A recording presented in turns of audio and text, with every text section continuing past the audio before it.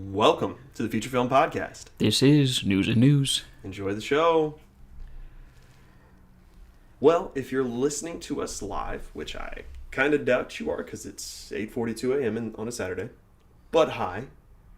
Welcome anyway. Here we are. Here we are. This is not a movie review. No, but we will talk a lot about movies. Yeah. This is news and news. Both of them. Both of them newses, yeah. First off, welcome. So sorry that we haven't been here in a while. April was a wild month for us. My job really picked up at work, so I genuinely didn't have time to do much concerning this podcast. We also did record. We did record, and Yes. there was just ridiculous audio issues the whole time. I didn't think it'd be a good idea to actually release it. Yeah, so sorry about that. Hopefully we can fix it and you can hear our full thoughts on this, but I think we are going to go over a little bit of Key Largo. Did we mention that before? Just bringing up some of our thoughts. We will give you a mini review, I suppose, today. Sure. Shall we start with that, or should we do news and news first? Let's get into Key Largo. Let's do Key Largo. Yeah. Go for it then. I'm going to pull up my notes for it. Let me see here. Oh, I'm gonna pull up my notes too, dude. Well, Key Largo, let me give a little background. Key Largo, movie from the 40s. I found it hilarious because when Alex sent the idea of doing Key Largo to the chat that we have, he sent the movie poster for it, and it said suitable for adults only. And This is 1948. this is 1940. Yeah, so it's a little bit different what Yeah. they mean by that. Yeah, So, absolutely. Yeah. It is not rated R Right. in any by any. There's pistols. Yeah, pistols. There's pistols and cigarettes and a- punches are thrown. There's one drunkard, Yeah, there's one drunkard. and So that's really about it. Really about it. So definitely a different kind of movie, and not one that would be rated R in this day and age by any means, but quite an interesting movie. Film noir. Yep. Yep. And that kind of if you aren't familiar with noir, it kind of builds and builds and builds and then really pops off at the end. That's pretty typical, I think, of noir films. Before I go any farther, I'm gonna kind of break the fourth wall here really quick. We have a kind of a guest, kind of a helper in the room. Our friend Thomas is sitting behind the camera. Thomas, how do we sound? Are we good? Is it coming through? Are we doubling at all? Yeah, you guys are good so far. that's Hey, good. That's that's good news. awesome. We're thankful for that, and we're thankful for Thomas. Absolutely, we Yeah. are. Prior to this, we've been trying to manage all the audio and video elements on our own by screen sharing, mind controlling a computer from one desktop to another, and it's been difficult. So Yeah. thankful for Thomas. Yeah. Well, thank you, Tom. Moving on, film noir really pops off at the end. Alex, what did you think of this movie? I thought it was a good movie. Mm. I thought it definitely felt like a movie that came out of that time period Yeah. Yeah. in terms of how the characters are written. They are they're not bad characters. They're just very simple. Mm-hmm. Almost like you would see in Wizard of Oz, that sort of thing. They're just One-dimensional. yeah. They're not boring like Rey. So they actually have That Star Wars counter, that's the first Star Wars reference Yeah. this episode. so yeah. they have shape to them, Yes. but each of them are distinct in terms of how the gangsters act, how sort of the lead guy acts. I don't know. So yeah, it feels old.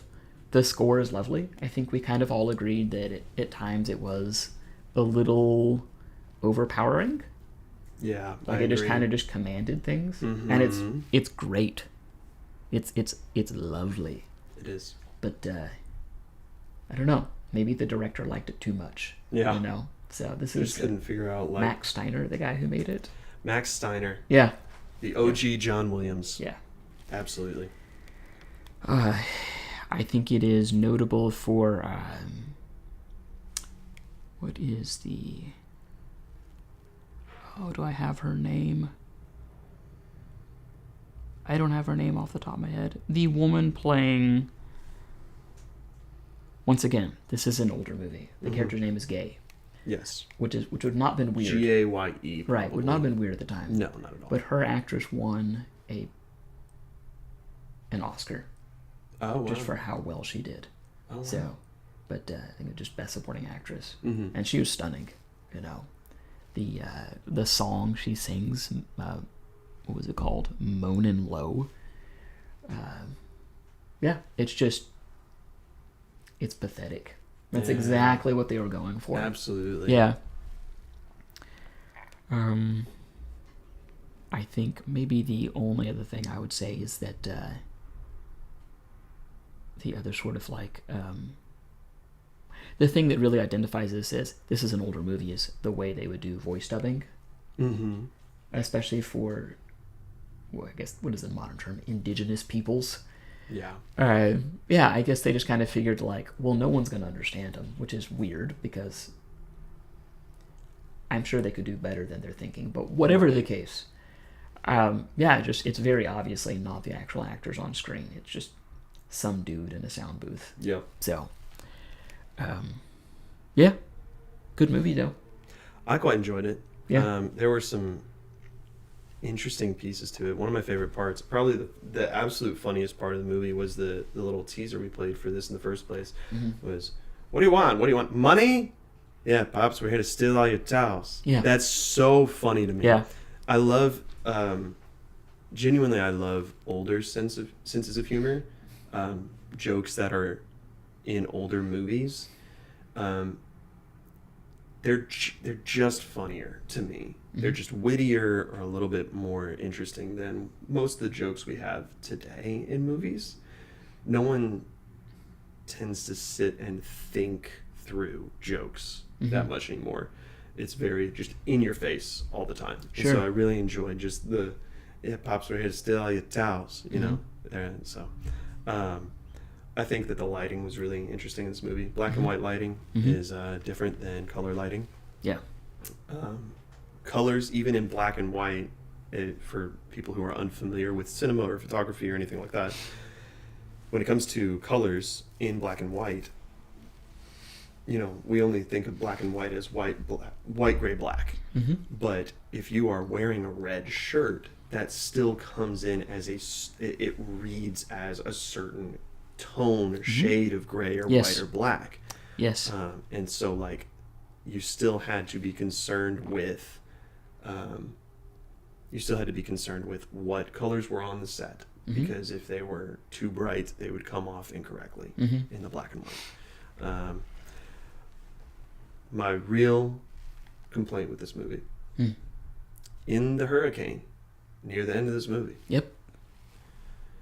they're in a hotel, water's, waves are huge, splashing up against the shore, trees are bending over, and the trees, you can see the string pulling the tree Yes. over Yeah. in the movie. Yeah. And it's just, I'm just sitting there thinking, what? Why? Why? Yeah. Like, I know that's like the best they could do at the time, but it's, I don't know, man. Just try and hide it a bit better. Like, I've seen, it was a problem going in all the way up through the 70s. Not through, up into the 70s. Because I remember watching the 1960s, excuse me, the 1960s Batman TV show. And there was one time, like, Batman took a guy and threw him, and you could see the wires he was attached to as he flew across the room. And that's exactly why Star Wars counter number 2, Star Wars, George Lucas did not want, that's why he made a robotic camera, to film the dogfights in space because he never wanted it to seem dinky or stupid. Sure. So that's why Sure.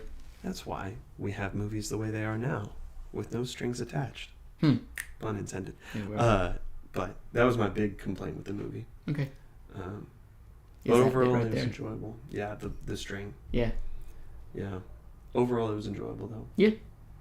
Quite a different time too, because like there was the era this was made in, I guess, was a tad bit more religious in a sense. It was just like, I don't know, there's another movie called Mr. Smith Goes to Washington or something like that, and Yeah. I have not seen it, but I've heard the ending of like, oh,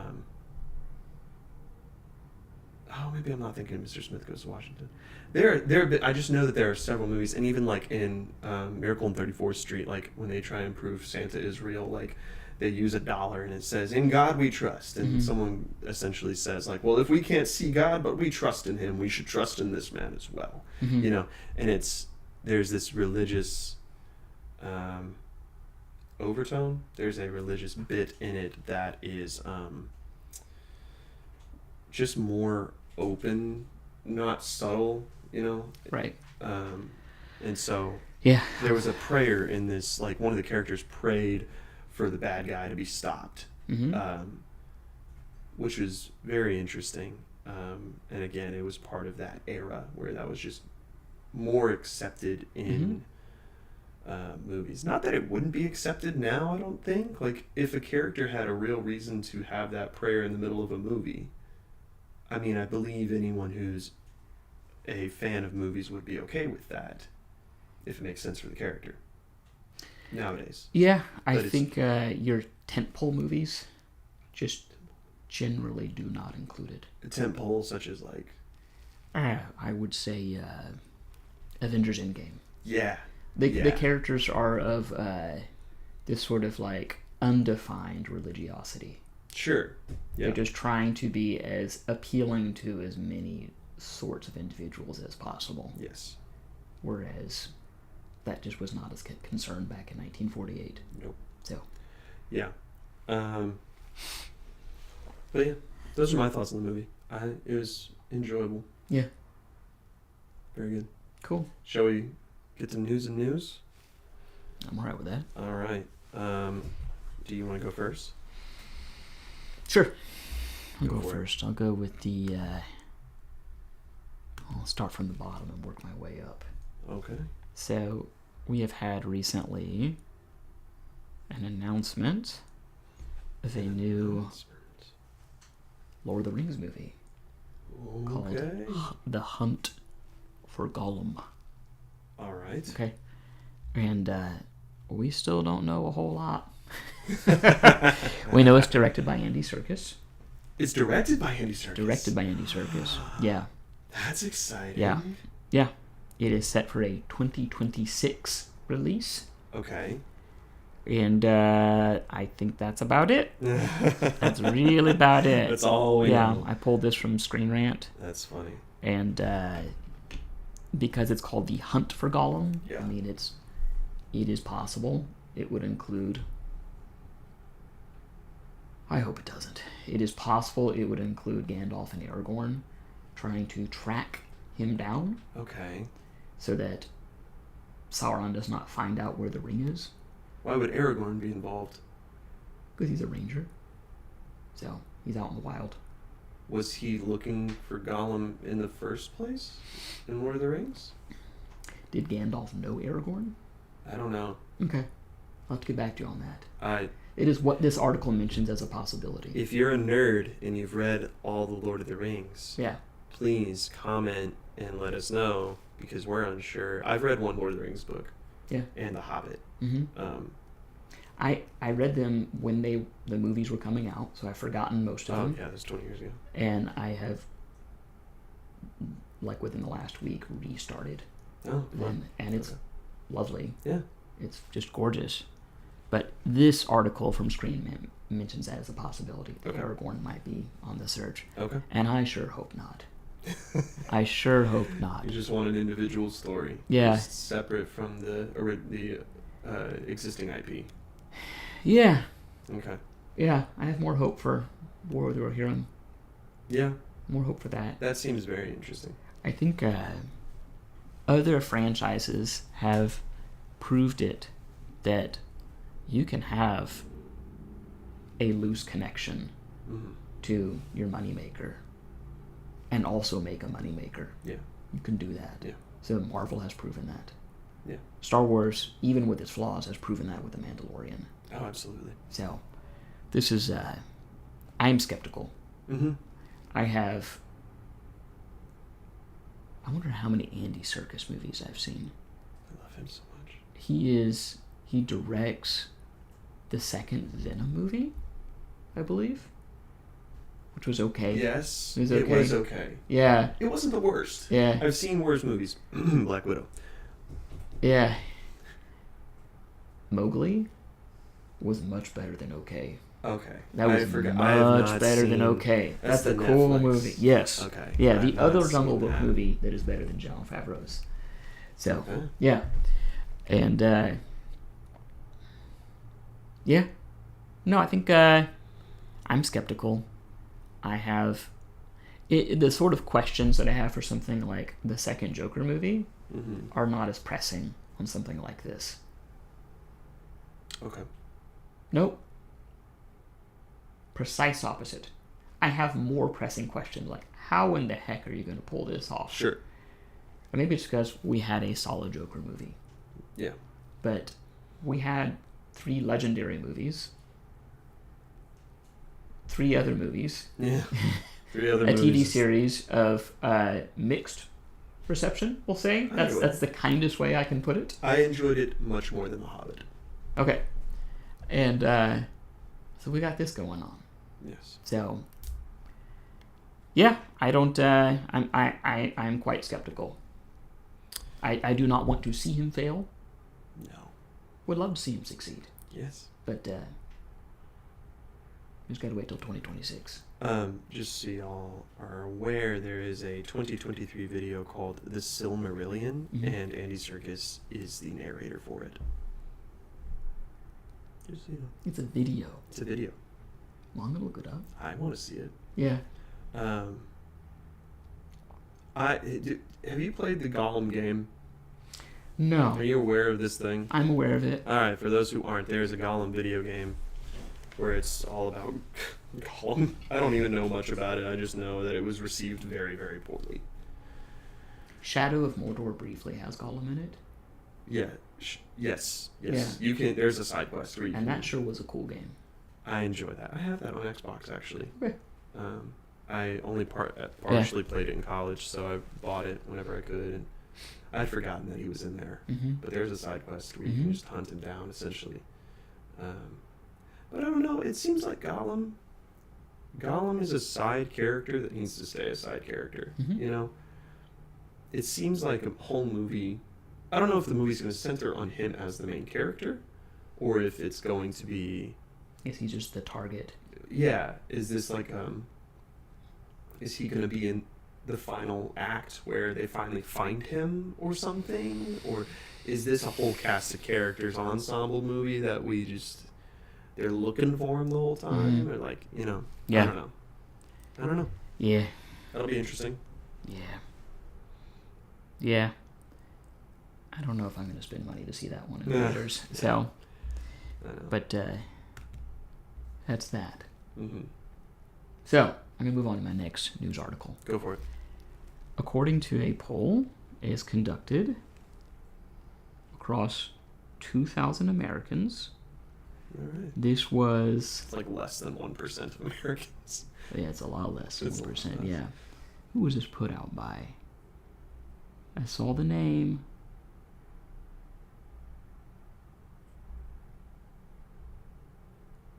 Not going to worry about that right now. I found this on movieweb.com. Okay. It was citing a recent study about what do audiences think is the perfect runtime. Okay. And according to these 2,000 Americans, who, they're always right, Right. it's 92 minutes. Okay. 92 minutes is the perfect movie runtime. So an hour and 32 minutes. An hour and 32. Okay. Can I ask a clarifying question? Sure. Does that include the rolling of the credits? I don't know that it specifies that. Okay. Because they're long credits. You put on Disney Plus, it's about 20 minutes. Yeah, it's Get all the foreign language stuff. Yeah, no, Yeah. it's kind of a lot, honestly. There's a reason people skip credits. Yeah, they just walk Sorry. out. Go ahead. Yeah, so that's what they're thinking. They cite 5 movies that clock in. Dodgeball, Okay. Kung Fu Panda, Okay. Beetlejuice, Okay. Monsters, Inc., Toy Story 2. I think all 5 of them are pretty decent movies. I don't know. Have you seen all 5 of these? I've seen 3. Okay. Yeah. I've not seen Beetlejuice or Dodgeball. Yeah. All 5 of them, pretty decent. Some of them are really good. Yes. Toy Story 2 being the Yeah. best of them. Monsters, Inc. is really good. Monsters, Inc. is Kung Fu very Panda good. is at least good. It's up there. Yeah. for I an have not animated seen it in a game. while, but I was impressed by it I from what I was remember. too. Yeah. It's very enjoyable. So, oh, I didn't realize that. 2008. So, same year as Iron Man. But, Which one's better, Iron Man or Kung Fu Panda? ooh, which one's better, Kung Fu Panda or The Devil Wears Prada? Kung Fu Panda. Okay, let's keep going. Yeah. Often movies, especially the big budget ones, are generally getting longer, Yeah. not shorter. Yeah. I could have been okay if Dune Part 2 was longer. Absolutely. Yeah. So I don't know in my mind if there is a perfect movie run length, but I am at least thankful when it is short. I will say that in any movie that is an hour and a half, I will say that when it comes down to it, I know that the movie is going to get wrapped up with a bow. Mm-hmm. The package might not be the prettiest, but I mean, it will get resolved. Sure. You know, you can't. Sure. There's not a lot of movies that are an hour and a half that leave you on a cliffhanger. Mm-hmm. I can't think of one off the top of my head really, but I do know that like if I'm sitting in a theater and it's an hour and a half, I will get up afterward and be like, oh, that's a good movie, and I'll just walk out and not feel exhausted. You know, Mhm. watching The Batman in theaters, I left that feeling exhilarated. I was thrilled after watching that movie. Yeah. And that was 3 hours long. Yeah. And I think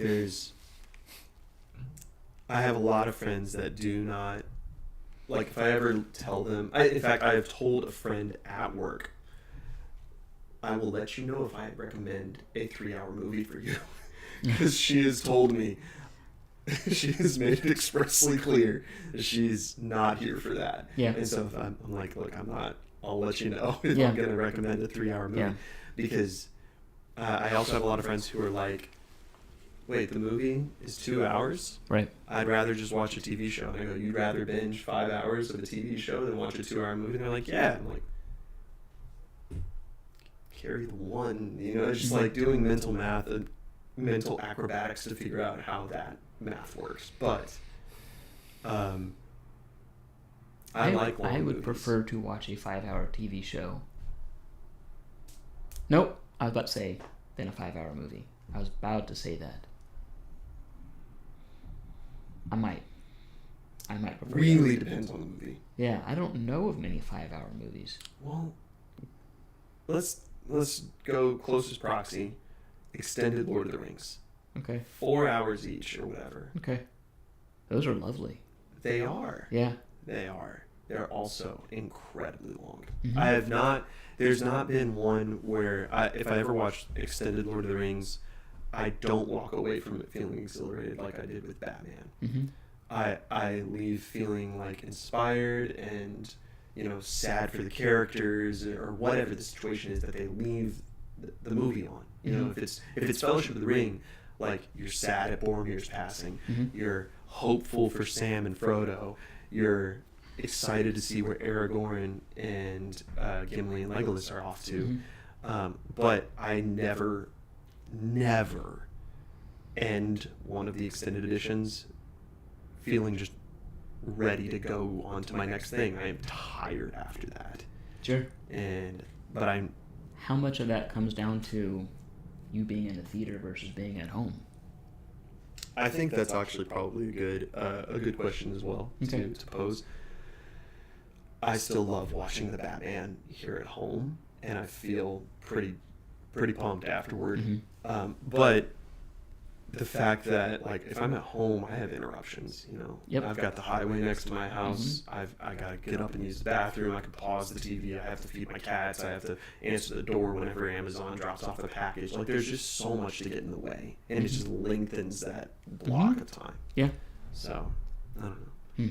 We've kind of veered off the path of the perfect runtime. So what else is going on here? There's not much. Gotcha. Yeah. I think it'd be cool to have more 92-minute movies. Yeah, I'm totally all right with that. as long as they're good. Yeah. You can make it 91. Yeah, Do that. I'll watch that. Sure. I guess it's just kind of a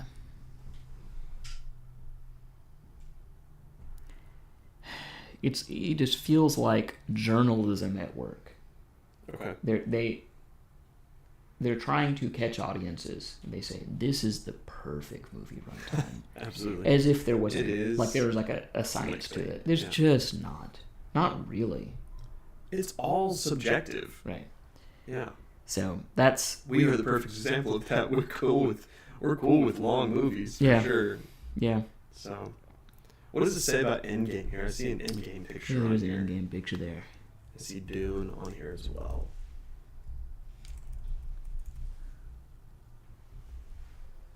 Nope. They're just pictures. Oh, okay. That's Just referencing long movies. Yep. Gotcha. That's all it is. That's fine. So it just kind of says towards the end. Part of this, let's see here. What was the last part? Was really interesting.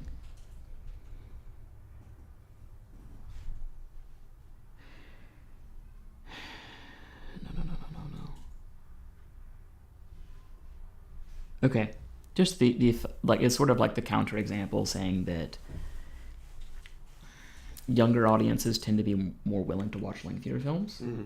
And part of the reason is like, well, the ticket prices don't change based on the runtime. Yeah. They certainly could, Yeah. and I might be okay with that Sure. because they're just much. I don't know. We've talked about this before. For me, watching a movie in a theater is a very special experience. Yes. And if I can pay more to get hooligans out of the theater, I will do that. Yeah. Especially for something like The Yeah. Batman Oh, absolutely. or Dune 2. Oh, absolutely. Yeah, so I'm okay with that. Yeah. That's all I got. Okay. So I want to I want to apologize if you can hear my cat. I'm sorry. She hates being left alone, so she's just meowing up a storm. Second, I was going to mention the Justice League Snyder Cut. I think that the Justice League original cut that was taken over by Joss Whedon was a dumpster fire. Mm-hmm. I think that Zack Snyder's cut that was 4 hours long and in a 4x3 format was 4x3? It's 4x3. Have you not seen it? I've not seen it. No, I saw the Whedon version. Okay. Yeah. The 4 hour version. I can't believe I'm saying the words 4 hours and it's not extended. It's just the story. The 4 hour version is fantastic Yeah. in comparison to the original. Now, whenever I watched the Snyder Cut, I was floored because I was just like, there was so much more story there. Mm-hmm. Everything made so much more sense, and that's why I've come to the conclusion Zack Snyder's not a bad storyteller or director. Producers and studios don't have the patience to deal with the stories. That's why I think that Batman vs. Superman extended cut, the extra 30 minutes, made so much more sense with the story. Mm-hmm. Like, everything just was like, oh, now this doesn't feel so trashy. It wasn't a terrific movie, but the story made more sense. Mm-hmm. And the extra 2 hours of footage they did with the Snyder Cut made a ton more sense. Like, the story made so much more sense with the extra information. And so I was very impressed with the Snyder Cut, which leads me to say, if you're going to make a 3-hour movie, the story needs to be there completely. You can't. If you have a 3-hour movie, it can't be like The Hobbit Part 2, where the last. Well, I don't even know how long I stopped watching, I think, but the last bit of the second movie was just this ongoing fight between the hobbits or the dwarves and Smaug. Mm-hmm. And it was just this extended fight where it's just like, come, move along. Like, we don't need this. Yeah. Transformers 4 was like 2.5 hours long, and it could have been 2 hours long because there was just extra fighting that just didn't need to be done story-wise. So it's just, if you're going to make a long movie, the story needs to call for it. If it doesn't, you need to leave it alone. You need to shrink that story down and tell it succinctly. The succinctest stories are the best stories because they are the things with the most vital information, but tell it in the quickest manner. If your story is a 3-hour story and it takes that long to tell, but that's all it needs to tell, like, that's where you need to leave it then, Very rarely do you find a filmmaker, and when I say filmmaker, I don't mean director, I just mean someone involved in the movie making business, especially in a leadership role. Yeah. But rarely do you find a filmmaker who has a firm grasp of the artistic sense, the technical sense, and the business sense. Did you say autistic sense? Artistic sense. Artistic sense. Yeah. I heard autistic sense and I was like, oh, Yeah. we're going this angle. Cool. Yeah. I didn't know. No. Well, I saw what you pulled up on your screen and I was like, autistic, huh? Yeah. That's new. No, I didn't but know that. you need someone who can grasp every realm of this. Yeah, absolutely. So, I would say Christopher Nolan's a decent example of this, to where he can tell a good story. It looks lovely. Mm-hmm. It's mostly coherent, and Yes. sometimes the dialogue receives some flack, but Mixing. but he is sometimes under budget at the end, Yeah. to where he's like, oh no, this did better than we thought it would, and they wrap it up, so they just have more money on the books. Yeah. More often, you have someone who is running up against the edge of this is all that is left in the piggy bank, Yes. or going over. Very much So then you have problems like, we can't tell the story that we initially set out to. We need more money. Absolutely. And the answer may or may not be yes. Yeah. So, Yeah. yeah.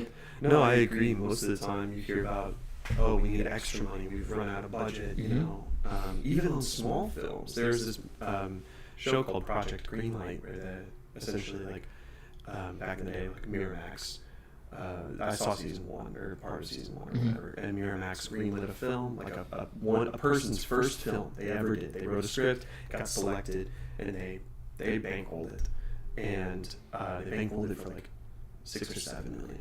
Okay. And eventually the movie ended up being closer to 9 or 10. Mm-hmm. But you also had Ben Affleck and Matt Damon as like producers on this, where they were talking to now disgraced filmmaker producer Harvey Weinstein, and they were like, "Hey man, what's another $1 million? Just give him the money. Like it's you say you don't have any more. We know you have more. Give him the money. There are situations like that where you can have producers, help you out in that thing. But again, someone's first film, which wasn't that technical. The biggest challenge they were facing, he had it set in the 1970s, which means they had to replace every car on the street in the shot with a 70s era car. Yeah. And so that costs money. That's that's set design. Or you have to change what the restaurants look like. Exactly. What the character's wardrobe is. Exactly. Yeah. The house they're living in. Yes. All of that had to be very specific to the 70s. At the end of the movie, our teacher, this was a cinematography class that I was watching, our teacher was like, so what do you think? Did it have to be set in the 70s? Did the story did the story call for it to be in the 70s? And not really. Yeah. It didn't have to be. I think, in the writer's brain, the setting made most sense for the 70s because of some of the family dynamics and some of the social dynamics. But really, me watching, I was like, this very well could have been a modern, current present day story, and it would Sure. have worked fine. So, yeah, interesting. Yeah. May I share my news? Please go ahead. Okay, so Star Wars counter number 3. ScreenRant.com.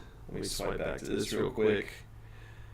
Sigourney Weaver in talks to join the Star Wars universe with The Mandalorian and Grogu. That's cool.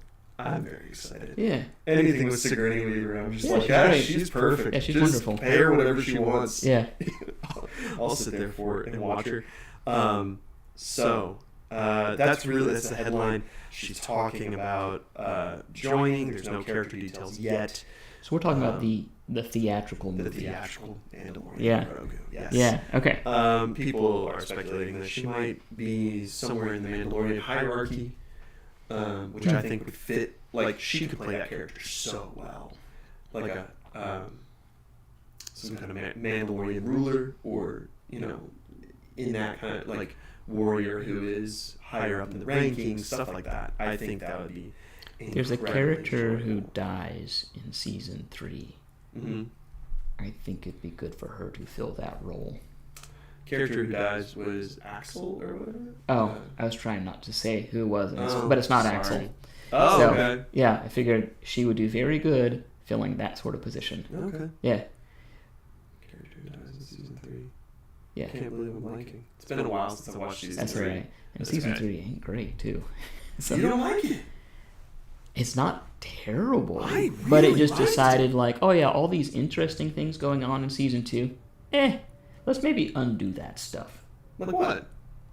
Like Grogu's Jedi training. Uh, They just figure like, well, that's too dramatic. We can't sell as many toys this way.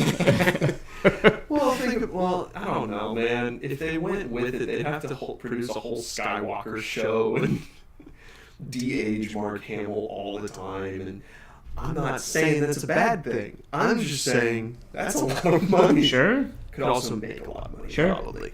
But no, you're right. Yeah. Yeah. I mean, it could also just be Ahsoka training Grogu. That'd be really It enjoyable. totally could be. Yeah. If she finds a way to fully align herself with the Force once again. Yeah. And here she is. Mhm. Great. And you bring in CG Mark Hamill, Mock Hamill. Mock We'll Hamill. call him that. So, and every once in a while, you know, Yeah. and that budget kind of ticks up, like, oh, there he is, Yeah. you know, and yeah, that would have been a way to make season 2 matter more. But what season 3 says, no, it didn't. It didn't matter. Sorry, we got to sell toys. Yeah. Also, no, I'm not going to get into that. Okay. I'm not going to get into that. Okay. So, because I get it darn mixed up. What part is?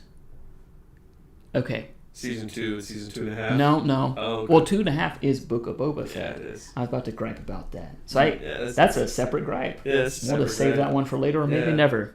Yeah. But anyway, I've said enough. I've well, spoken. going So, on with I have spoken. Yeah. I should have worn that shirt. I have a shirt that has that on there today. Currently, the movie Mandalorian and Grogu is set for a May 22, 26 release, with a filming expected to begin this June. So, I have to pick between that and The Hunt for Gollum. man, This is a hard decision. I don't know which one you're going to go to. So it's just kind of cool, Sigourney Weaver's a big name in sci-fi. Absolutely. And so it'd be really cool to have her finally break into Star Wars and just add that gravitas to the Mhm. role. There's some people in Star Wars actually has a star-studded cast. They were kind of like the original Marvel in the fact that they were just like, yeah, star power, bring it in. Granted, they did make a lot of names as well. Mm-hmm. But like Episode 4, Alec Guinness, Mm-hmm. for the time, star power. Yes. Then Episode 1, Samuel L. Jackson, Mm-hmm. star power. Mhm. And of course, again, all these names, all now Ewan McGregor, Hayden Christensen, Natalie Sure. Portman, they've all been catapulted to the top because of Star Wars. Yes. Nevertheless, Star Wars has always brought in some star power to a production. Mm-hmm. because you don't like spoilers, I will refrain from being specific in this next part. Okay. The Acolyte Sure. coming up has some star power in it. Okay. I am not a fan of it. It threw me off when I finally saw this person walk on screen. I was like, Okay. that shouldn't be in this. Okay. That feels weird. Okay. Sigourney Weaver does not feel weird in this role. Okay. To me, like in a Mandalorian role, if she was some kind of Force user, I would not feel put off by that at all. I feel like her presence on screen, she knows how to play serious characters. I think she knows how to play funny characters, but she's almost got this Carrie Fisher-ness to her, where it's like she can be this commanding presence, gentle, yet. Carrie Fisher's Princess Leia was commanding. She was gentle. She had this regal air about her as Princess Leia. But she never came across as this ditzy character that, most... I've seen, like, test footage for people who were, auditioning for Princess Leia. That actually sounds pretty interesting. And it's kind of funny. Yeah. It's actually really interesting because Harrison Ford is in the tests, but he was only there to read scripts. Okay. He was not there to audition for Solo. And then, of course, Lucas was like, yeah, bring him in. Yeah. Let's have him do it. Okay. So, and not the point. But, like, I've seen other women, like, reading the script, and they were just so blonde. And, just like, let's do this. Just very, like, oh, it just occurred to me, not methodical of, like, it's not how they're going to do that. Sure. You need to go about it in this manner. And Carrie Fisher was much more... Looking for someone who has fire in their belly. Yeah. And That's I think scary. I think Sigourney really does carry on that kind of legacy in that way. So I think she would do really, really well in a role in Star Wars. Mm-hmm. If you know who I'm talking about concerning the Acolyte, it just seems such a weird choice to me, and I don't understand. But I did have it ruined for me. There's a guy from Squid Game in it. that's not who I'm talking about. All right. Well, I'm going to stop right there. Cool. Because I don't know anything else. Sounds good. All right. That's my news article. She's in talks for Mandalorian and Grogu. Sigourney, you have my stamp of approval. Yeah. You're welcome on this podcast at any time. Sure. Shall we do news, or shall we do scene breakdown? Let's do a scene break. All right, we're going to introduce a little Yeah. sidebar, little. I blanked on what the term is. What's this term? Is it just a called segment? That's Sure. what I'm It's looking a for. segment, yeah. Here's a segment coming Yeah. your way. We're going to introduce a segment called Scene Breakdown, where we just talk about a movie, a specific scene, or something that just really, really piqued our interest or really stood out to us, and we're going to talk about the details of why it did. Now, I know we typically kind of actually just do this organically in this podcast. This is specifically not related to what we are currently talking about. This is just like, hey, this thing from this movie, here it is. Sure. Bring it Yeah. on.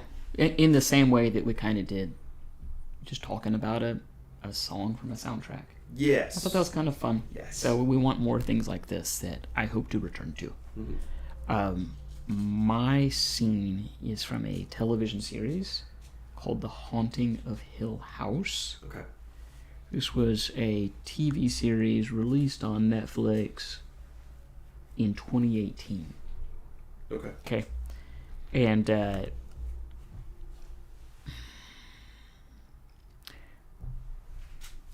if anyone has a passing interest in horror, you might like this.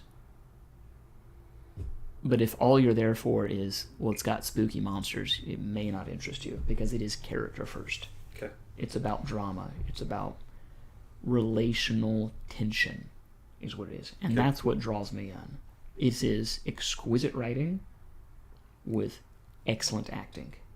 Excellent. It is about the story of this family.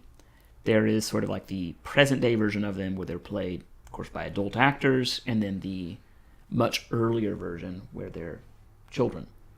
And in episode 6, called Two Storms, it jumps between the two several times in a very interesting way. And because we're only talking about a scene, I can technically do this because this is one scene. It just happens to be 23 minutes long.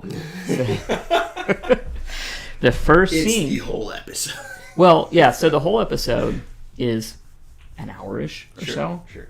And this is a third. Wow. maybe 2/3 of it are just like long takes.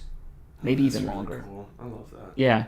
So it is set in a sort of opens up in a funeral home. It is pouring down rain, is what it's called, 2 storms. And this family is gathering together for a death that was very untimely, and they don't understand why, but the father is the last to arrive.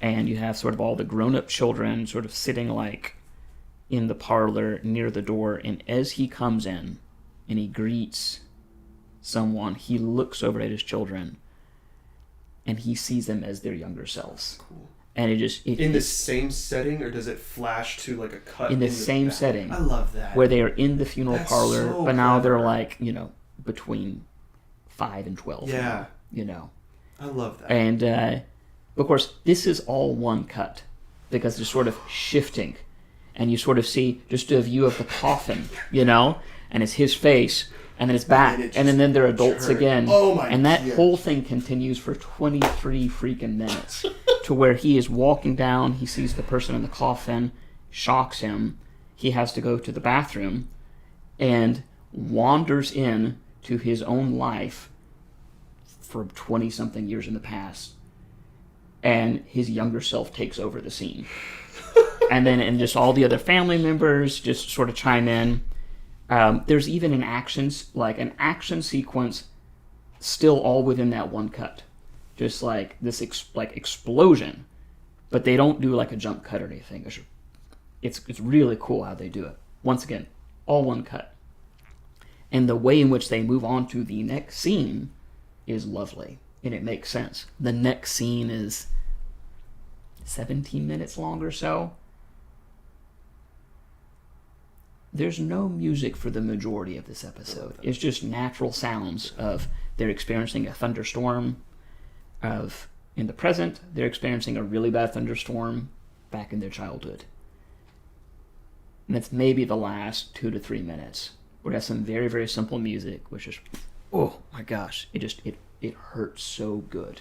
But anyway, we're only talking about scene breakdown, so I can, by the rules, only talk about the 23 minutes. Sure. So it's lovely. It's so good. It's so cool whenever within that 23 minutes, it's a lot of just rotating, and you realize something is being omitted visually, and you're like, hang on, why is that thing no longer there? Yeah. Why did that thing change? Why is that thing blurry now? Yeah. Wait a minute. When we do another lap of this camera, what's going to happen? Yeah. Oh, gosh. That stuff excites me because there's Yeah. so much thought that goes Yeah. into it, so much planning, Yeah. and probably a bunch of takes. Yeah, trying to get it probably not right. actually one. Yeah. Well, I mean, I think there is definitely a world where it could be. Yeah. Now that's freaking hard. Yeah. But it's so possible, and Yeah. it's so cool when it's pulled off correctly. Yeah. But it also makes me think of like, oh, this is like a stage play. Mm-hmm. Because you've got all these physical moving pieces that are like your point of view is one thing, and as you're focused on this one thing, the world around you changes. And it I say it makes me think of a play. You couldn't if you're sitting in a play and there's like set pieces literally moving, like you're obviously seeing that change on the stage. But what I mean is like you have to be so intentional about the blocking in a scene like this, where you're, like you said, like it's the adult kids, the father, it focuses in on the father, the adult kids switch out with the young kids. And I mean, literally, you just have to physically block that out so perfectly for that to take place and give the desired effect. Because just you describing, I'm just like, Yeah. I gotta watch this. I This is know amazing. horror is a hard sell for you. I can watch certain things. Yeah.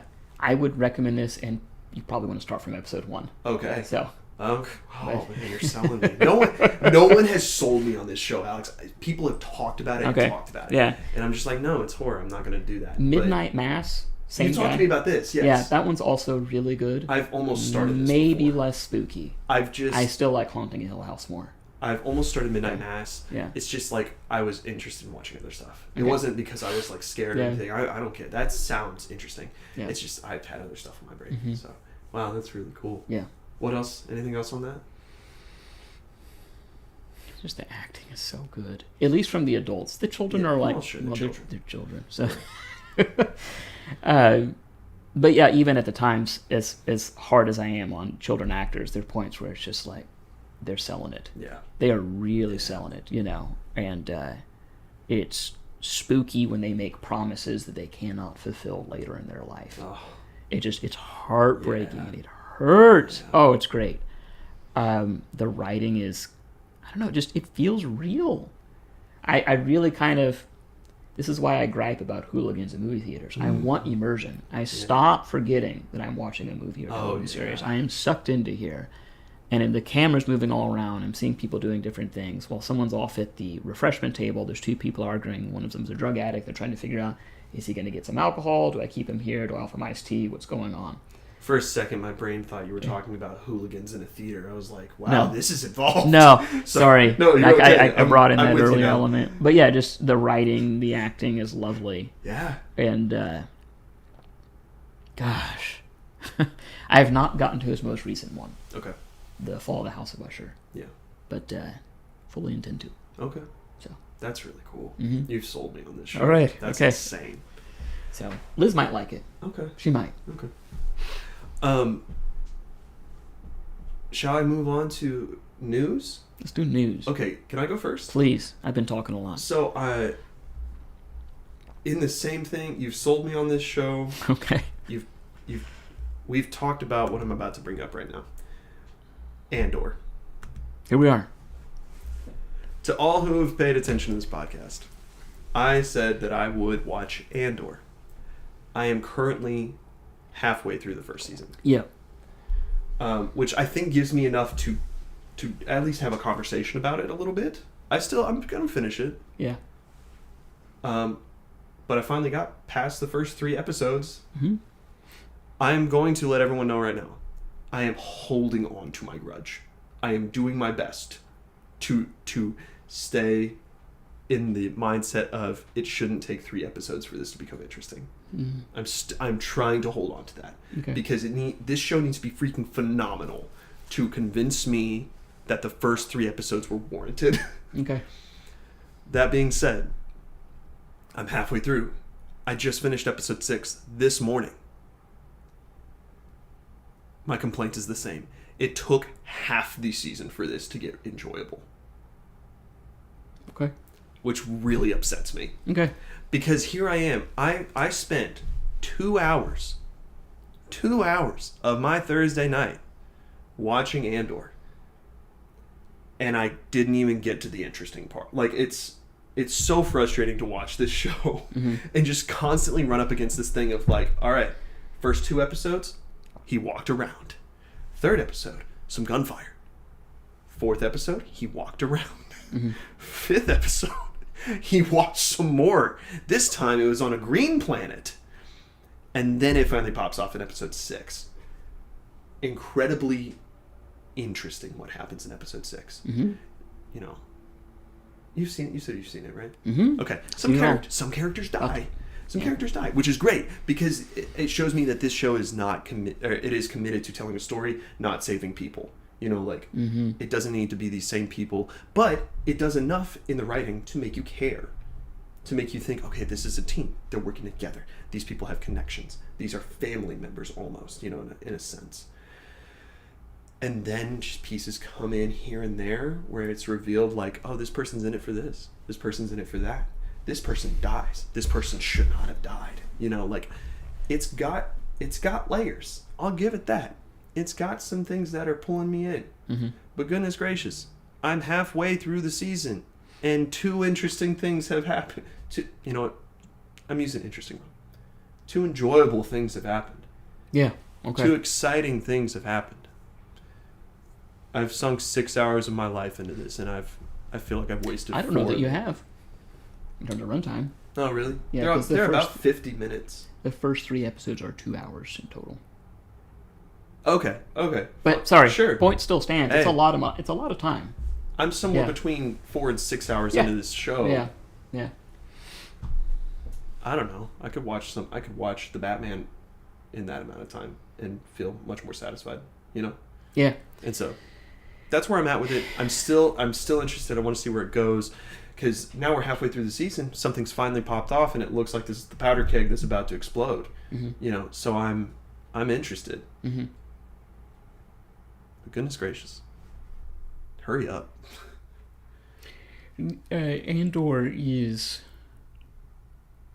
almost the inverse of a lot of entertainment out there. Yeah. Especially television, to where you have sort of like a monster of the week. And things are so self-contained. Mm-hmm. Of like, oh, we have this problem to solve within this runtime. And Andor is unconcerned with that. Yeah. To me, it feels more literary. Where you read a novel, and I agree with that. it is going to be enjoyable in an abstract way. Yeah. You're looking at things like craft, Mm-hmm. but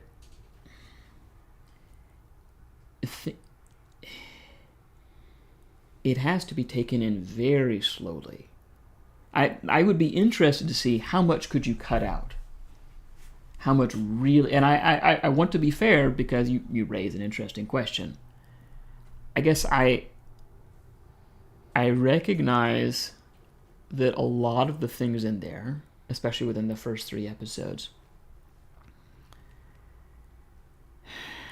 they are parts of a whole. Mm-hmm.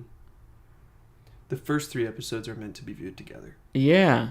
Which is incredibly frustrating. I guess I'm talking about the have the amount of character time. interactions themselves. Oh, okay. Sorry, I interrupted you. No, you're good. Go ahead. But I guess what I recognize that the payoffs for certain actions taken by certain characters do not matter in that first 3 episodes.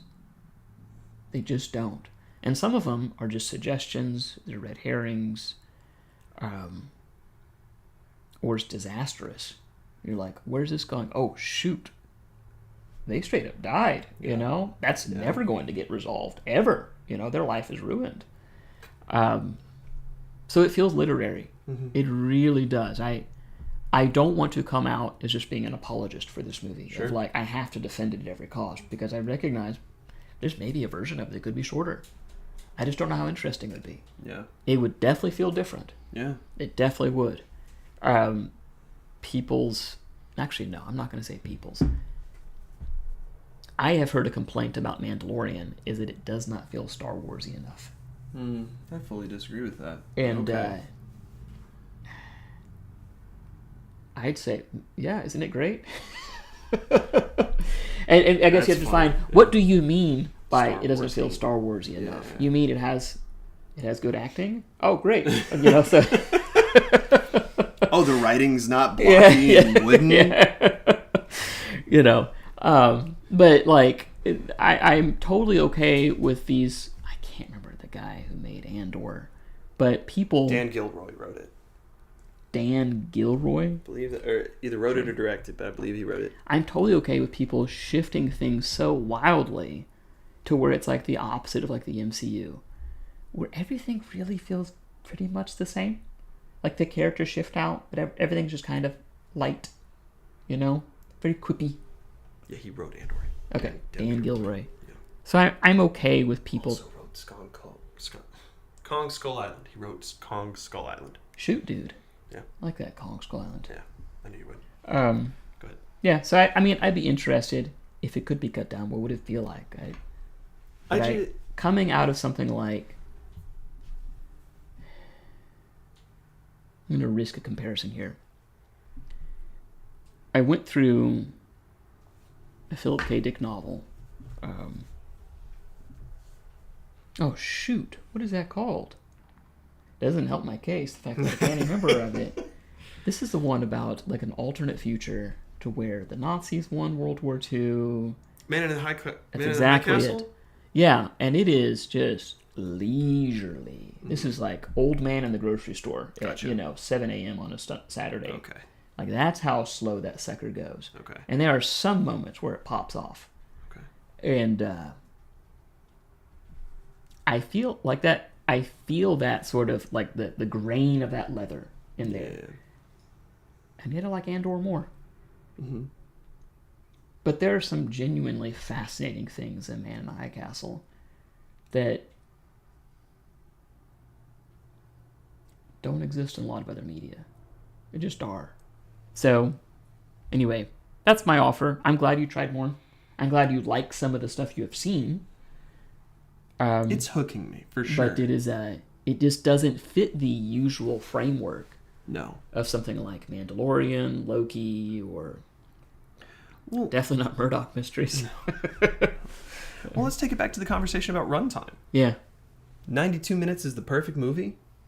2 hours of Andor was the first 3 episodes. Mm-hmm. That's insane to me. Mm-hmm. Just make a movie. Mm-hmm. And that I don't like because it feels like executive meddling. I'm not saying you're wrong. I'm saying it feels like they had to cut it down because an executive said, "This is a TV series, chop it up." That's how it felt to me. I felt like they. Yeah. Oh gosh, it just bothers me so much. I felt, I think my brain went to executive meddling, but in the fact that it was a 12-episode series. Sure. Because everything they've been doing limited series wise has been anywhere between 6 and 12 episodes. 12 being the longest so far. No, this was the standout one. Yes. Yeah. And so I have this inkling in my brain that says some producer, director, somewhere up the chain of executive command at Disney, they were like, okay, you want 12 episodes? That's fine. You got to release these first. Mm-hmm. It has to fit this schedule. And so but also my brain is going to the fact that, like, if they were told that, why didn't they just, like, take the first 3 episodes and crush it down, just make it succinct? Because it's just, I'm going back to what I said earlier about runtime. The more succinct the story, the better. If you're not telling a story the quickest way possible, in a manner of speaking, like, you're not going to keep people's attention. And again, the first 3 are meant to be viewed together. That's why they were released together. Yeah. So if you don't have the time to watch 2 hours of TV, like I didn't the first time I gave this a shot, how incredibly frustrating. You sit there feeling like he walked around. Mm-hmm. He just took his sweet time. He went a lovely little stroll, and I don't know what's supposed to be interesting about that. And so, again, like, if you're... I don't know, man. I don't know. Seems like poor writing. It seems like someone didn't have the insight to say, like, hey, maybe someone can't watch all 3 together. Should we tighten this up a little bit? Mm-hmm. So, yeah. I guess I kind of like that offensive nature of it. Hey, you know what? That's cool. But I recognize offensive things turn people off. That's what offensive things are. Right, exactly. For someone who likes media and TV and movies as much as I do, like, I'm so used to a structure that was just blatantly ignored, and kudos to them for trying something new. Mm-hmm. Let's release 3 episodes and make people watch them, but again, that's a gamble. Mm-hmm. And for some people it paid off, for some people it didn't. Yeah. So, but again, it's hooking me. Mm-hmm. It's really interesting. It's really grating on my nerves that I feel like I'm going to get to the last episode and then feel like everything paid off. Like, nothing so far. It has been, what is it? How can I describe this? It's like when you're training a dog.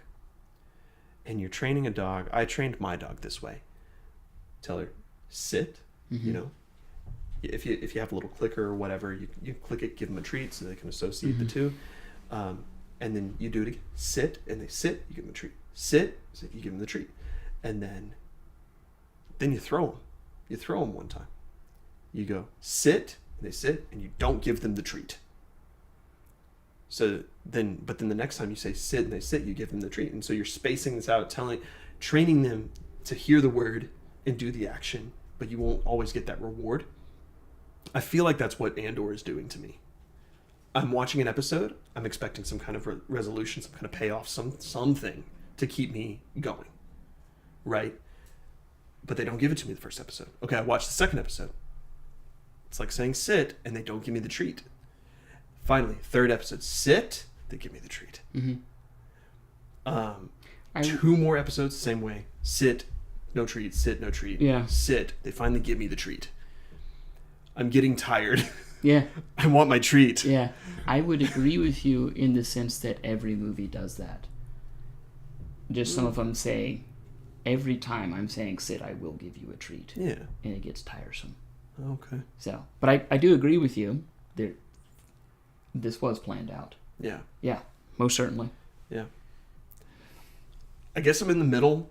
I sound like I'm complaining a lot. I truly am interested. You're technically in the quarter.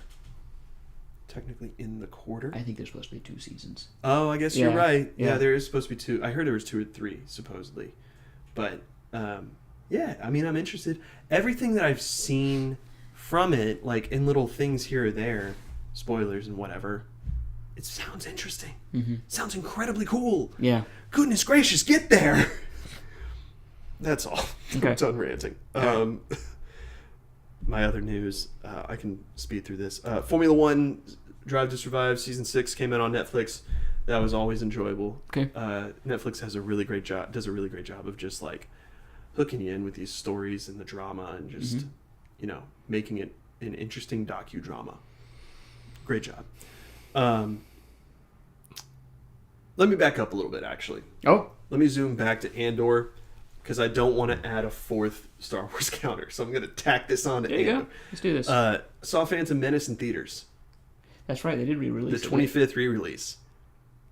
It is not as good as Lord of the Rings and standing up to the test of time concerning visual effects. Sure. Which really, it kind of sucky. Now, again, most of it was perfectly fine, but there was one part where Jar Jar jumps in the water going to Gunga City, and then he pops back up and goes, "Come on!" That little pop up was very CGI, and it was just like visually grating on my nerves, just like offensive to my eyes to see. Everything else was pretty okay. Like it's pretty standard Star Wars. It felt good, Okay. I forgot how just enjoyable it was, honestly. Like, some people will disagree with me. Jar Jar did get on my nerves a little bit. Okay. But pretty enjoyable, just fun experience to go to. Moving on from that, I saw Dune 2. I don't know if we've talked about that. Maybe we haven't on the podcast. I saw Dune 2. Okay. It was enjoyable. I'm just kind of surprised. We have not spoken I about don't think it? we've talked privately Okay. a bit, because we've talked about some changes that they made here. Sure. But no, maybe not. I don't know. Enjoyed it, for sure. Hot dog it. It was good. That's a cool movie. I think I liked the first one better. Really? Yeah. Huh. Tell me about that. Second one did seem a little crushed, a little pressed for time. Sure. Just they were like moving past some stuff that I was comparing it to the book, I was thinking, oh, well, they didn't do this, or this isn't how that happened, or whatever. And some of it, I think, was just like written for screen for people who don't have the context of the book, obviously. But like, it just felt a little pressed for time. Just a little bit. Like the whole speech that Paul Atreides did in the Siege to all the people, where he revealed himself to be the Lisan al-Gaib, or that felt a little crushed. Okay. Also, they brushed past some parts that were so much more impactful in the book. Like there was this moment. They even said some of the dialogue from the book in that moment of that speech, concerning like how Stilgar wanted to step down and let Paul be the person, but their culture demands like the person has to die. I don't remember if they went over that necessarily. Like they didn't stress that the fact that Stilgar was supposed to be killed for Paul to rise to that position. But then Paul did mention, like, would I break my sword before going to a battle? You know, like, that was a line from the book of how foolish would I be to get rid of this person who has so much more knowledge than I do, but I know that I'm the one who's supposed to be leading. You know, like, yeah. Visually still pretty amazing. I just And it sounded excellent. Yeah, it did. Gosh. So it was very cool. Gosh. All around, I'm very excited to see what Dune 3 like, what it does. I'm very excited because between Dune and Dune Messiah, there's a gap. Because, like, at the end of Dune 2, the Fremen are loading up. They're ready to start the Holy War. They're going for jihad. But, like, jihad in the book. No, sorry. You're good. I was just going to clarify jihad meaning, like, the jihad in the term of holy war. Like, because that's what they call it in the book. It's a jihad. Yeah. Not in the real world sense of what happened in the Middle East or whatever happens in the Middle East. Anyway, not a Middle Eastern thing, just the word jihad. I probably made too much of a big deal about this. Let's move on from that. Anyway, go ahead. It's a cool movie. It's a good movie.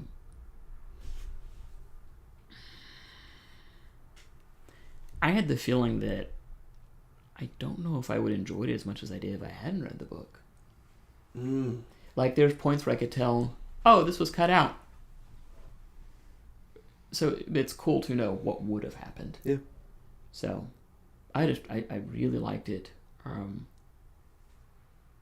Austin Butler was he did great. Oh, dude. The way he mimicked, what's his name? The guy who played the Baron. Yeah. The way he mimicked that voice was fantastic. Stellan Skarsgård? Yes. Is it Skarsgård or Skarsgård? Skarsgård, yeah. Yes. Stellan Skarsgård. Stellan Skarsgård. Yeah. Wow, he did it so good. Yeah, he did great. Yeah, he did great. And he was just a monster. You know, I'm glad they didn't include the hip blades that he had in the book. Okay. There was in the fight between him and Paul, in the book, 2 little blades popped out on his hips, and so, like, in my brain, I imagine him doing this little hip dance as he, like, came up towards Paul, because I mean they were poisoned or something, you know, in the book, and I was just like, how are they gonna make that happen in the movie? I'm really glad they cut that out. Yeah. Yeah, there's some stuff they cut out that, of course, I missed. Like with is it Janus? Is that the guy that he... Jamis? Jamis? Jamis? Jamis, yeah. Like, the way they handle that in the book is lovely. But I get it, like, they're trying to get this sucker done.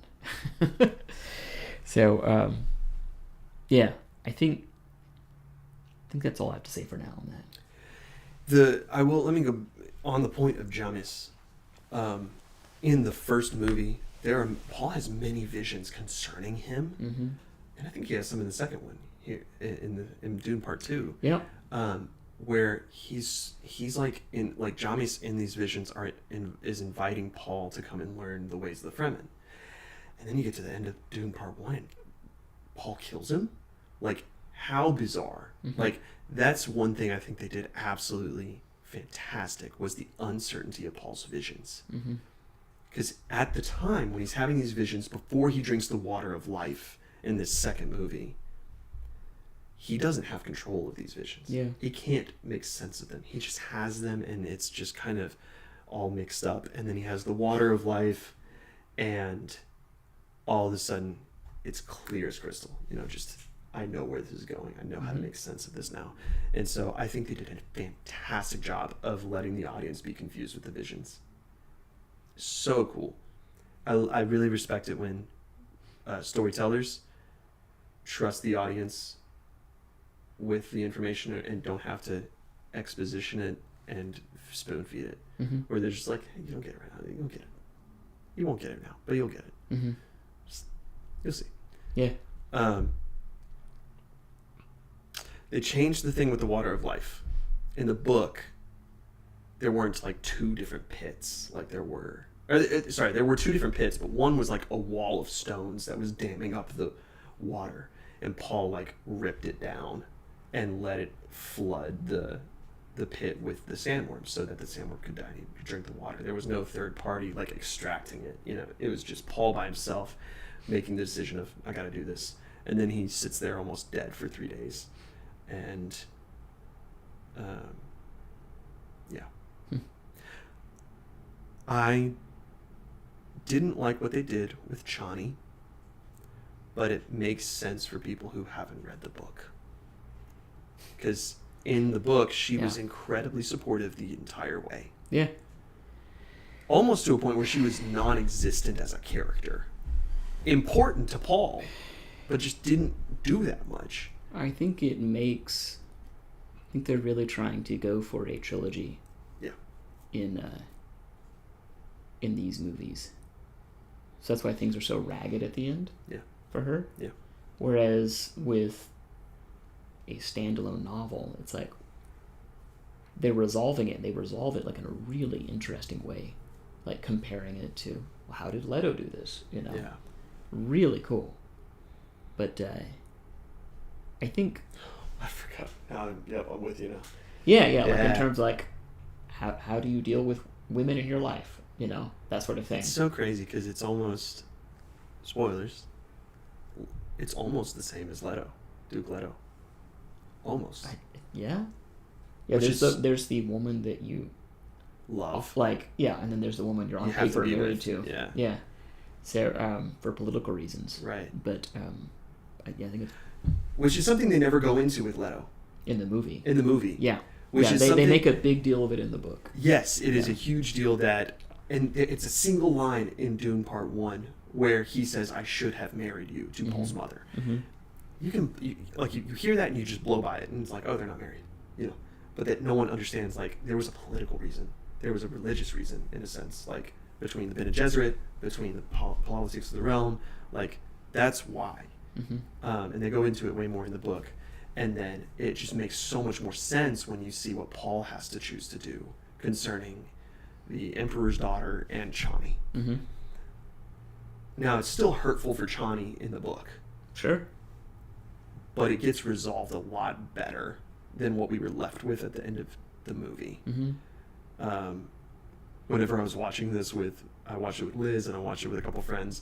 I heard Liz and it was another couple we went with, the other female. They both went, how dare you? Like, just so offended. And I'm just like, chill out, chill, it's fine, relax.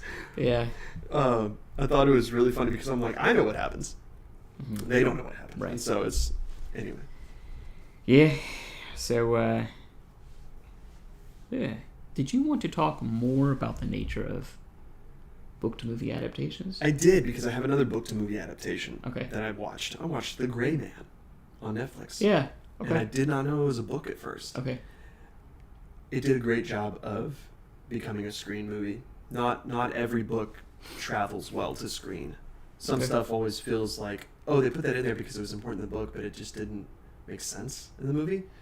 I felt nothing like that when I watched Gray Man. It felt like a buttoned-up movie. Just like, made sense the whole way. Okay. Didn't feel like anything was crushed or rushed for time. It felt like an original script. I thought it was.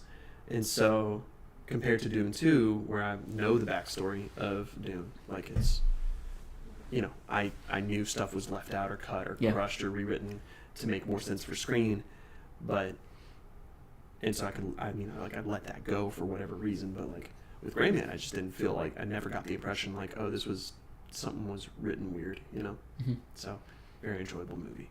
I love that anytime I've seen Chris Evans outside of Captain America, he's played a douchebag. He's just played a but he's douchey not the character. lead in this. He's not, but he is the main character. Oh, okay, gotcha. He just plays a douchebag. It's really very similar to Knives Out, actually. It's so funny. Yeah, he was definitely not Steve Rogers in that movie. No. You know what? Eat. Yeah. Eat. Yeah. Yeah. Yeah. So. Anyway, I just enjoy book to movie adaptations.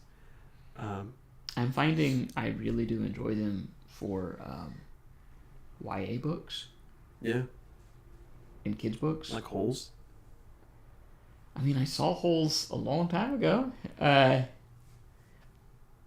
So How to Train Your Dragon Yeah. is a far better movie than it is a book. Was it a book? Yep. No way. Ain't great. Ain't great. Doesn't That's do really it for funny. me. I didn't know that. I was thinking No. about how good those movies were the other day. I was listening to some of the music and I was just like, that's phenomenal. Yeah. Hey. It,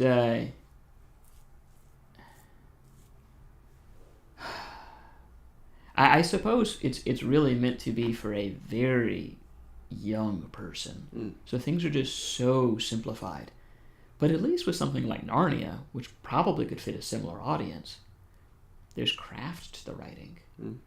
It's just not there in the book, not really. Mm. For things like Hunger Games, I like the movies more than the books. I found the opposite to be true. Main reason being that the inside of a teenage girl's mind is a nightmarish place. So if I can step outside of it while she does cool action things, that's all right. That's preferable, you know? And That's funny. I'm all right with that, you know? So, yeah, those... I think I finished those. Maybe I just gave up on the third one because I was just so ticked off. I read the first and second book, never read the third. Yeah. Because I heard what happened in the third and it made me like, what's the point of this whole thing? If that Yeah, happened? it was just... just I like the decision that she makes at the end. But I guess I care about her more in the movies. yeah. So, I think I just find her tiresome in prose. So, Yeah. right. Well, that's really all I got. Okay. What about your news? On my news, I got 4 of them. Okay. Murdoch Mysteries Season 13. So we are... Seems like every time we talk, you're like, Murdoch Mysteries. Yeah. So I think they're Not a like complaint. airing Season 17 right now. So Okay. we're getting there. There's some cool stuff it's doing. That's cool. Not every episode, but every once in a while it's like, well, that was a risk. I respect that. You know? Yeah, just some things that genuinely surprised me. Like, this is going to happen. It's going to happen. It's about to happen. And it didn't happen. The exact opposite thing happened. Well done. Very well done, Yeah. you know? That was neat. Yeah. Finished All the Light We Cannot See, Yes. which was great. Yeah. You know, I started it the last time Mm-hmm. we were talking about it. Great. Really good. I'm like mildly more interested in World War II media. There's Okay. so much of it out there. Yeah. But after watching, I'm like, oh, I could do with more of this in my life. Still kind of cheeses me off that all the French people have British accents. All the French people have British accents. Yeah. And all the Germans have German accents. So, but it's like... That's insane. It's like, hey, we got one side, right? The Actually, other side can just you know be what? British. You know what makes it even more maddening? It's so funny. All of the French people but one have British accents. So, They got and you know one what? French The person? person who doesn't, you know who you are. All right. So, And you're welcome on this podcast. but it's a good series. It was well done. The last 2 I have to continue the Star Wars trend. Tales of the Empire. Oh, I haven't gotten to it yet. Okay. Cool.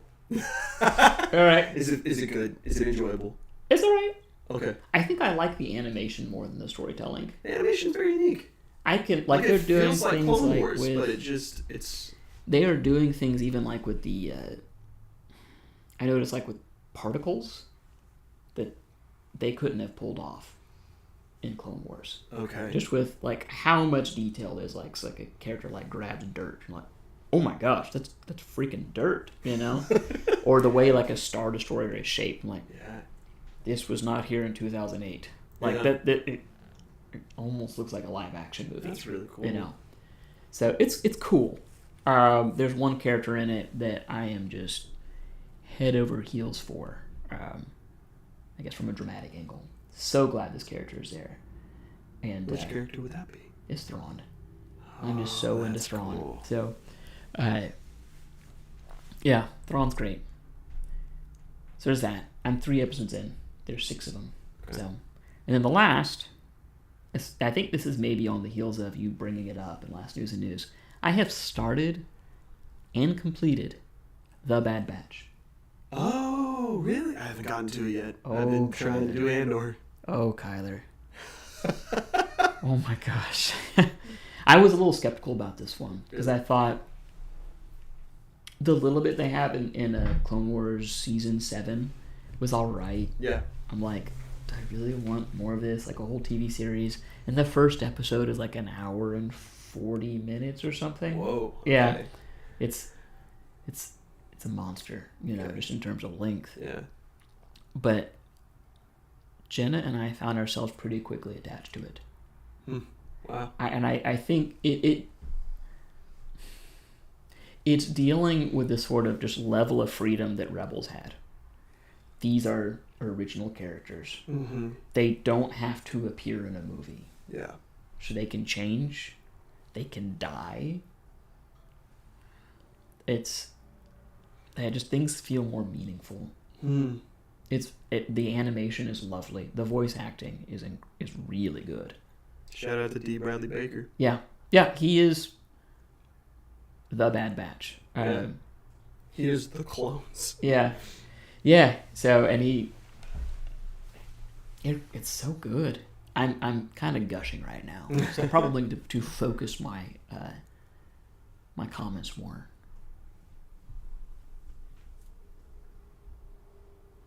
There are things that interest me in terms of like how cloning works. Yeah. I'm like, would it work this way in real life? And it might. And according to ChatGPT, which is often wrong, it's like, oh yeah, it works this way. I didn't reference Star Wars or anything. And I'm like, okay, that's curious. But yeah, heartily recommend. Very cool. Top tier Star Wars. Ooh. Okay. Yeah, top tier Star Wars. What else is top tier Star Wars? Tell me what we're comparing this to. We talking Rogue One? Talking Mando? First 2 seasons of Mandalorian. I love that you're really specific about that. Yeah, first 2.5 movies of the original trilogy. Okay. Maybe Rogue One, minus some of the nostalgia. Sure. I think your criticisms are interesting about Andor. I still would call it top tier. So. It is not, like, from a technical standpoint, it's pretty darn outstanding. Yeah. It is visually more appealing to me than I think most of the other Star Wars movies.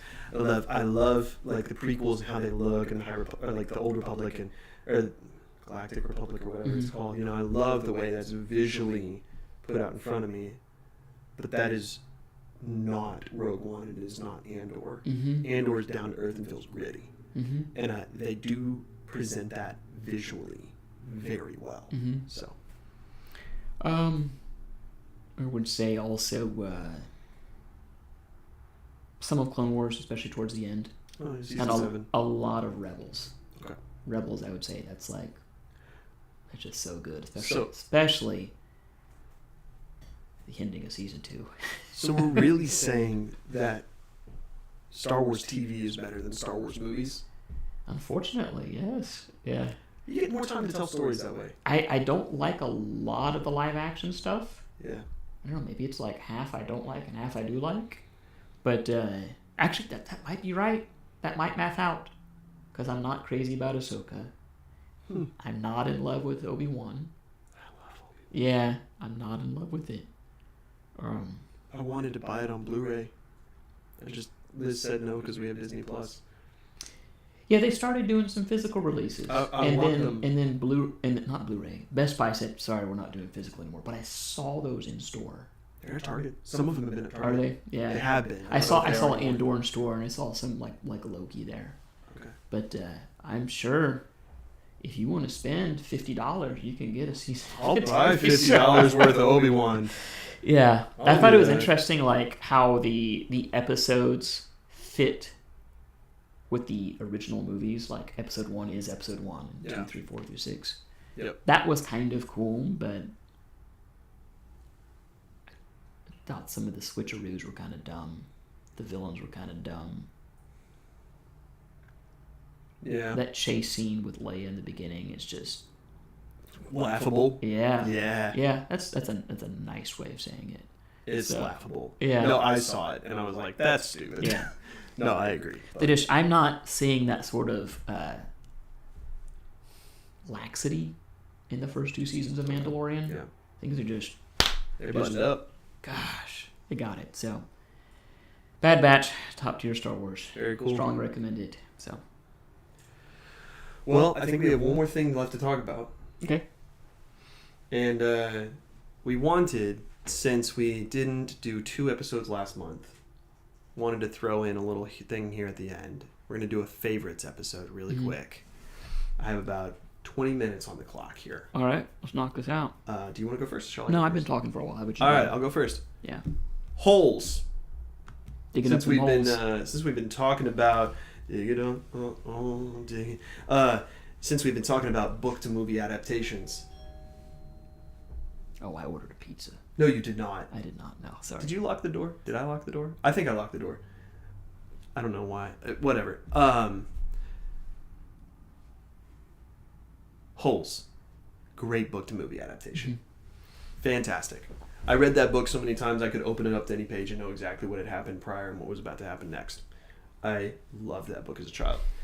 And it's because I saw the movie first and I loved the movie. The movie was so well written. It didn't feel like it was a book being put on screen. It felt like the story made sense the whole way through. Certain things, they had the domino effect where like they set some stuff up at the beginning and they got knocked down at the end. Like that kind of stuff happened throughout the movie and it was just satisfying. And so I like the fact that it stuck close to the book. There were some changes, in the book. Stanley Yelnats was fat, In the movie, he's not really fat. All his friends that he became friends with at the camp, pretty true to character, it seems. And now again, it's been a while, so I don't remember everything concerning the book, but I just remember thinking about it and just loving both because they were so close yet different and really good on their own. And so Holes is a great movie and a great book. It's so enjoyable. None of the characters are boring. None of the movie feels slow. It all feels like there's a point to everything in it. So I love that movie. When did the movie come out? Let's look it up. And I guess my next question would be when was the book published? Yeah. I'll look up the book right now when Alright, it's published so we can compare that. I'm just curious. Holes, 2003. Okay, so the novel is 1998. There's a second one? Hold on. Oh, it's not a book. Never mind. Yeah. Holes was in 2003. Cool. 1998, you said? So 5-year gap? Yeah. Yeah, that seems pretty typical for a popular book. Sure. It's a pretty normal time gap. But yeah. That's it. Solid. What do you got? Can you read this Spanish phrase for me right here? Right there. Yeah. El laberinto del fauno. Right. Literally translated the labyrinth of the faun, but known in English as Pan's Labyrinth. This is a movie from 2006. Okay. This was not a book to movie, but eventually a book was produced out of the movie. Okay. It's kind of a parallel story where part of it's set like in the aftermath, like the Spanish Civil War. So you have like the fascists and the communists sort of like vying for control. And you have the other half of the movie is this dark fantasy where this little girl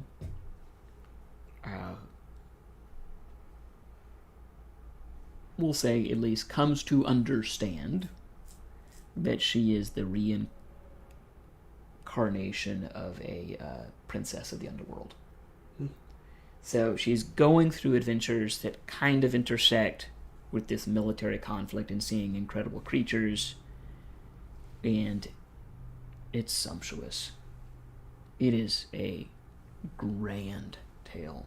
Just look at color, the way it's done. Whenever the fascist, especially like the lead villain, is on screen, things are cold, gray. There's sometimes like these just mechanical things behind him just to stress rigidity and order. Whenever the good guys are on screen, especially the communists, things are more earthy. Or the main character, the types of colors that she wears. It does interesting things where there's like horrifying things happening for a split second, and it cuts right over to Ophelia, the main character. So you're like, oh shoot, okay, I might be able to deal with this, because you're sort of like given a safe place, because that started to happen and that was spooky.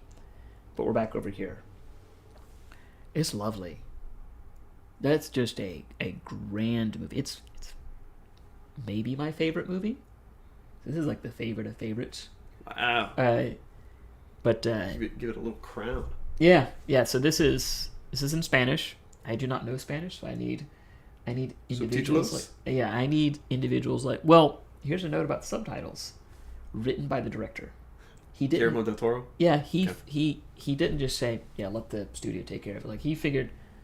That's really cool. Yeah, he was really intentional. Yes. Sure. Yeah. Wow. So this was a true passion project for him. That's really cool. When we're talking about the people who get it from the artistic angle, the technical angle and the business angle, like. Actually, I can't speak to the business angle. I don't know how well he did in terms of budget, but he nailed it. Yeah, he really did. This is a solid story. This is not for 7-year-olds. Yeah, it's a pretty violent movie with a lot of very spooky things. Okay, but I would say it is a movie for humans. Okay. Yeah. That sounds enjoyable. I know we started watching it one time at my parents' house when we were over there. I thought we finished it. I didn't. I think I might have had to leave then. Okay. I would love to watch it with you. Okay. That seems quite enjoyable. Yeah. Wow. That's fun. Yeah. I remember watching it and being like, that fawn looks really creepy and awesome all at the same time. Mm-hmm. So, well, very cool. Yeah. How exciting. Very good. I think that's all I got. That's all I got. All right. Well, guys, this has been News and News. Thanks for watching. Sorry we've been gone for so long. We're still here. Mm-hmm. And I believe we kind of fixed the audio problem, hopefully. Yeah? We'll make sure that we keep trying to nail it down for sure. So, all right, guys. Well, thanks for watching. And we will see you next time. Or you'll see us next time. You'll hear us next time, for sure. Bye, guys. Bye.